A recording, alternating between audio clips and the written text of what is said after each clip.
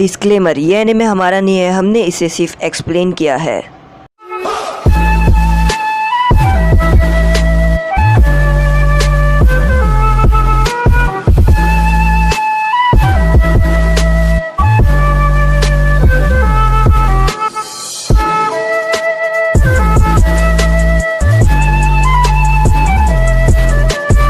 Episode के starting में हम देखते हैं रॉक ली पाकुन को कहता है कि बहुत तेज़ी से चलो, हमें बहुत तेज़ी से जाना है। और पाकुन यहाँ पर रॉक ली को उठता है और अचानक से मार कर कहता है कि मैं तुम्हें कितनी बार बोलूँ कि वो रास्ता दूर है। और टेन टेन बोलती है रॉक ली ज़रा समझो, वो बहुत ही ज़्यादा दूर है तो हमें आराम से जाना है। तो रॉक ली बोलते हैं अगर हम जल्दी जाएंगे तो उनकी बहुत ही ज़्यादा अच्छे से और एकदम फास्ट मदद कर पाएंगे। शिजुने बोलती है हाँ ये बात तो सही है, अगर हम जल्दी जाएंगे तो हम थ्री टेल बीस्ट को जल्दी सील कर पाएंगे या कोई अकात्सुकी या ओरोचिमारू से पहले। और वो बोलती है पाकुन जल्द से जल्द हमें लेके चलो। और रॉक ली बोलता है ये अब मुझे मज़ा आने वाला है। और ये बोलकर पाकुन उन लोगों को बोलता है तो तैयार हो जाओ, मैं तुम लोगों को रास्ता दिखा रहा हूँ। और यहाँ पर वो लोग बहुत तेज़ी से भागना शुरू हो जाते हैं। और शिजुने ये देख कर बोलती है ये रॉक ली हमेशा ऐसा ही है। और पाकुन भागते हुए रास्ता दिखा रहा होता है। कैप्टन यामाटो यहाँ पर अपने वोट स्टाइल जुत्सु की मदद से घर को समन कर देते हैं। और यहाँ पर वो एक घर को समन करते हैं रहने के लिए। और काकाशी सेंसे को कहते हैं कि ये घर कैसा है। काकाशी सेंसे बोलते सॉरी मैं सुना नहीं। और यहाँ पर वो अपनी बुक पढ़ रहे होते हैं, तभी कैप्टन यामाटो आते हैं और वो बोलते हैं ऐसा तुम क्या पढ़ रहे क्या हो बुक में। तो काकाशी सेंसे कहते हैं कि मैं इतना कोई बुक पढ़ नहीं रहा हूँ, मैं बस सोच रहा हूँ, मैं बस उस डायमंड निंजा को सोच रहा हूँ जो क्रिस्टल स्टाइल जुत्सु को होस्ट करती है। और उसके क्रिस्टल स्टाइल जुत्सु के बारे में कुछ तो कमज़ोरी होगी, वो वाटर को किसी भी तरीके की चीज़ को डायमंड बना लेती है। और यह मैं यही उसको एनालाइज करने की कोशिश कर रहा हूँ कि उसकी कोई ना कोई तो कमज़ोरी होगी ही जिसकी मदद से हम उसे हरा सकते हैं। और उसके बाद वो बोलता है कि मैं अब जा रहा हूँ और मैं थोड़ी देर बाद आऊँगा। और तभी काकाशी सेंसे यहाँ पर शीनो के पास आकर कहते हैं कि शीनो मैं तुम्हें डिस्टर्ब तो नहीं कर रहा हूँ है ना। और वो शीनो से बात करने लग जाते हैं। यहाँ पर जो कुरन रहती है वो युकीमारू को उठा रही होती है। और यहाँ पर युकीमारू को बहुत तेज़ी से बुखार हो गया होता है। और यहाँ पर कुरन अपने क्रिस्टल बॉल में देख लेती है कि नारुतो उन लोगों के करीब आ रहा है, क्योंकि यहाँ पर कुरन ने अपनी क्रिस्टल लगाई होती है जिसकी मदद से वो अपने बॉल में देख सकती है कि कहाँ पर कौन है। और वो नारुतो को देख कर कहती है कि ये लीफ निंजा कभी मेरा पीछा छोड़ेगी या नहीं।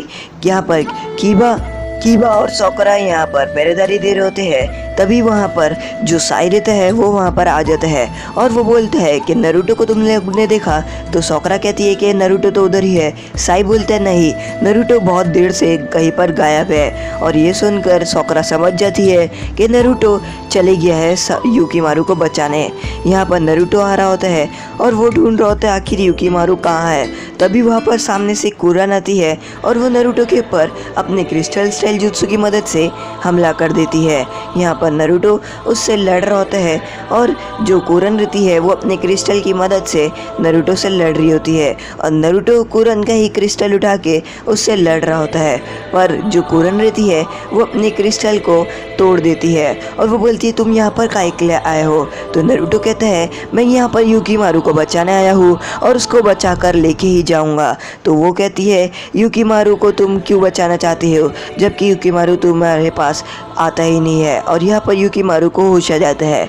काकाशी सेंसे यहाँ पर शीनो से बात कर रहे होते हैं, तभी कैप्टन यामाटो और बाकी सब काकाशी सेंसे को ये कहते हैं कि नारुतो चला गया है, यानी युकीमारू को बचाने के लिए।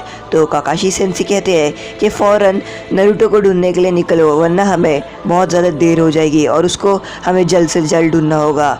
और यहाँ पर काकाशी सेंसे अपने एक डॉग को समन करते हैं जिसका नाम रहता है बिस्किस। और वो बिस्किस को बोलते हैं कि जल्द से जल्द नारुतो की सैंड ढूंढो और नारुतो को ढूंढने की कोशिश करो। तो बिस्किस कहता है कि आज तुमने मुझे क्यों समन किया। तो काकाशी सेंसे कहते हैं पाकुन एक अपने मिशन पे गया है, इसके लिए मैं तुम्हें समन कर रहा हूँ और जल्द से जल्द करो बिस्किस, हमारे पास टाइम नहीं है। और बिस्किस कहता है हाँ ठीक है। और वो लोग ढूंढने के लिए चले जाते हैं। यहाँ पर कुरन कहती है आखिर तुम उसको बचाना क्यों चाहते हो? तो वो कहता है यूकीमारू बहुत ही ज़्यादा भोला है और उसे कुछ भी पता नहीं है और इसलिए चाहे कुछ भी हो जाए मैं उसको उसके असली घर लेके ही जाऊंगा। मैंने उसे कहा था जो तुम्हारे बारे में सोचता है और केयर करता है तुम्हारा घर उसी पर्सन के पास रहता है और इसलिए मैं उसे समझता है कि तुम उसका घर हो। और तभी वहाँ पर यूकीमारू आ जाता है। यूकीमारू कहता है हे तुम यहाँ पर क्या कर रहे हो?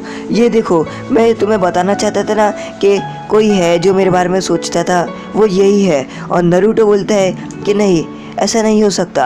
और तभी यहाँ पर वो कुरन को पीछे से पकड़ लेता है। तो यहाँ पर जो कुरन रहती है वो यूकीमारू को कहती है कि भाग जाओ यूकीमारू। और नारुतो यहाँ पर अपने क्लोन बनाकर कहते हैं कि ऐसा हो ही नहीं सकता यूकीमारू कि ये तुम्हारे बारे में सोचती हो, क्योंकि ये ओरोचिमारू के साथ मिली है और ओरोचिमारू के साथ जो मिला रहता है वो चाहे कुछ भी हो जाए वो हमेशा बुरी राह पर ही चलता है और वो अपनी ज़िंदगी भी दांव पे लगा देता है और इसलिए ये ओरोचिमारू के साथ है। इसका मतलब तुम ज़रा भी इसका घर तुम्हारे पास नहीं है, तुम हमारे साथ लीव विलेज में आ जाओ। और वो कुरन को कहता है कि आखिर तुम इसके बच्चे को इतना धोखे में क्यों रख रही हो, आखिर तुम इसे क्यों इतना परेशान कर रही हो और ओरोचिमारू से इसका क्या मतलब है।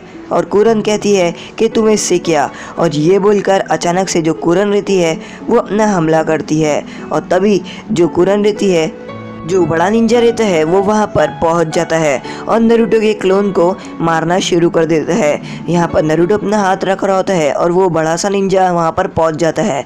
तभी वहाँ पर कैप्टन यामाटो बिल्कुल सही टाइम पे पहुँचते हैं और नारुतो को अपने वुड स्टाइल जुत्सु की मदद से पकड़ लेते हैं और कुरन वहाँ से यूकीमारू को लेकर चले जाती है। नारुतो ये देखता है और वो बोलता है मुझे छोड़ो, मुझे यूकीमारू को बचाना है। और कैप्टन यामाटो कहते हैं कि तुम ज़रा शांत हो जाओ और शांति से अपना काम लो। यहाँ पर वो बड़ा निंजा कुरन और यूकीमारू को यहाँ पर लेके आ जाता है और वो कुरन जो रहती है उस बड़े निंजा को मार देती है लाफा।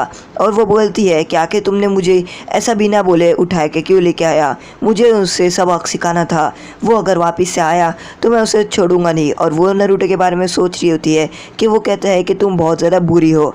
तो वो बोलता है मुझे लगा कि तुम बहुत ही ज़्यादा खतरे में हो, इसलिए मैंने तुम्हें वहाँ से उठाकर यहाँ पर लेके आ गया, वरना मैं तुम्हें लाता भी नहीं। और यूकीमारू यहाँ पर गिर जाता है क्योंकि वो बुखार में रहता है। तभी यहाँ पर कैप्टन यामाटो अपना वुड स्टाइल जुत्सु बंद करते हैं और यहाँ पर वो बिस्किस को कहते हैं कि तुम अब जा सकते हो, तुमने बहुत अच्छा काम किया। और बिस्किस वहाँ से चले जाता है।